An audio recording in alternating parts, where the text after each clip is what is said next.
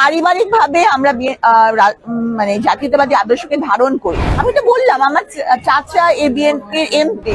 ভালো সাড়া পাচ্ছি আলহামদুলিল্লাহ। আমি বিশেষ করে এবার অবেলায় বেলা বইটি খুব বেশি চলছে, কারণ বইটি মেলার প্রথম দিন থেকেই এসেছে। তো এবং আমার একজন পাঠক যিনি উনি সুদূর কুমিল্লা থেকে এসেছেন অবেলায় বেলা বইটি নেওয়ার জন্য। তো এটা আমার জন্য একটা অনেক বড় একটা ব্যাপার। না, গতবার বন্দিনী প্রথম খণ্ড, এবার বন্দিনী দ্বিতীয় খণ্ড এবং হচ্ছে অবেলায় বেলা। এবার সম্ভবত অবেলায় বেলা, যেহেতু অবেলায় বেলা প্রথম দিন থেকে এসেছে এই জন্য অবেলায় বেলা এবার মানে বেশি হয়েছে। বন্দিনী এসেছে 1 সপ্তাহ হয়েছে, দেখা যাক। না না, বন্দিনী মাত্রই এসেছে, এখন দেখা যাক। এখনই তো বলার মতো সময় আসে নাই। গত বছর বইমেলা আসলে এখন পর্যন্ত বেশি দেখা যাচ্ছে যে দর্শনার্থী একটু বেশি ক্রেতার তুলনায়, আমার এটা মনে হয়। তবে এবার মেলা অনেক গোছানো, স্টল সংখ্যা অনেক বেশি, কিন্তু সে তুলনায় মেলাটা পরিচ্ছন্ন এবং আইন শৃঙ্খলা বাহিনীর তৎপরতা অনেক বেশি, এটা মনে হচ্ছে আমার। আমার কাছে তো বইমেলাই, অমর একুশে গ্রন্থমেলা আমার কাছে একটা বিশাল বড় অহংকারের জায়গা। সেটা আমি পাঠক হিসাবে আসি, অথবা আমি দর্শনার্থী হিসাবে আসি, অথবা আমি লেখক হিসাবে আসি, যে হিসাবে আসি না কেন, তো বইমেলা আমি আসবই।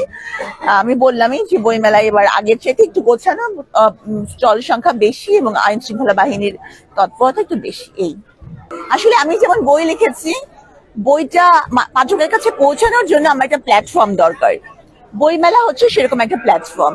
ঠিক তেমনি আমি যদি জনকল্যাণমূলক কাজ করতে চাই, সেটার জন্য আমার একটা প্ল্যাটফর্ম লাগবে।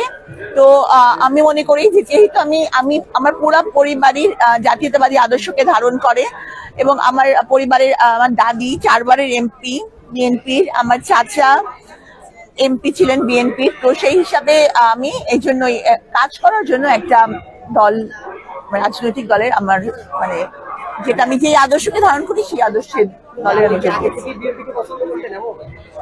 আমি তো বললাম আমার চাচা বিএনপির এমপি।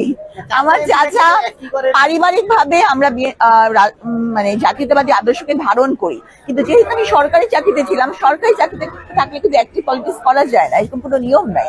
তো যেহেতু গত 5 বছর ধরে আমি চাকরিতে নাই, এই জন্য আপনারা আমাকে অ্যাক্টিভ পলিটিক্সে দেখতে পাবেন। আসলে আমি খুব একটা প্রতিশোধ পরায়ণ না, নিশ্চয়ই আপনার মনে হয় না যে সাবিনা আপু খুব প্রতিশোধ পরায়ণ। তবে হচ্ছে যে রাজনীতিতে মানে রাজনৈতিক মতাদর্শের কারণেই কিন্তু আমার এই ভোগান্তি। হ্যাঁ, যেমন হচ্ছে যে আমি যখন জাতীয় হৃদরোগে ছিলাম, আমার বিসিএস যে ক্যাডার, আমি যে ইয়ারের বা যে আমার যততম বিসিএস, সে অনুযায়ী আমার জুনিয়রদের প্রমোশন হয়ে গেছে, কিন্তু আমাকে প্রমোশন দেওয়া হয়নি। হ্যাঁ, তো সবকিছুই রাজনৈতিক একটা ব্যাপার ছিল সবসময়।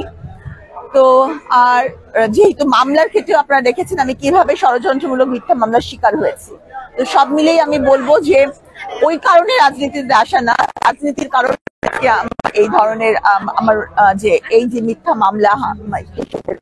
আসলে আল্লাহ হচ্ছে উত্তম পরিকল্পনাকারী। আমি কোথায় উনি আমাকে নিয়ে যাবেন আল্লাহই জানেন।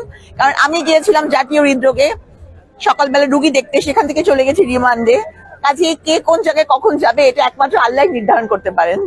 তা আমি আমার কাজটুকু করে যাব। যদি হচ্ছে যে এটা দলীয় সিদ্ধান্ত যে দল আমাকে কোথায় মানে কি কাজ করা তারা করবে, এটা দলীয় সিদ্ধান্ত, এই মুহূর্তে না।